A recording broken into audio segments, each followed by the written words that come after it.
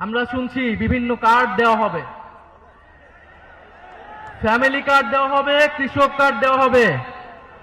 আমরা চাই কার্ড দেওয়া হোক, জনগণ সুবিধা পাক, কিন্তু এই কার্ড জনগণ পর্যন্ত পৌঁছাবে তো? 2000 টাকার কার্ড নিতে 1000 টাকা ঘুষ দেওয়া লাগবে না তো? তাহলে ঘুষ, চাঁদাবাজি সেটা যদি আমরা নির্মূল না করতে পারি, এই সকল সুযোগ সুবিধা কি জনগণের কাছ পর্যন্ত পৌঁছাবে? একদিকে বলা হচ্ছে কার্ড দিবে, আরেকদিকে ঋণ খেলাপিদেরকে সংসদে নিয়ে যাওয়ার চেষ্টা করা হচ্ছে, নির্বাচন কমিশনকে ব্যবহার করা হচ্ছে, আদালতকে চাপ প্রয়োগ করা হচ্ছে। ফলে কেমন দ্বিচারিতা? যদি প্রকৃতপক্ষেই জনগণকে সুবিধা দেওয়ার নিয়ত থাকে, তাহলে কেউ ঋণ খেলাপিকে নমিনেশন দিতে পারে না।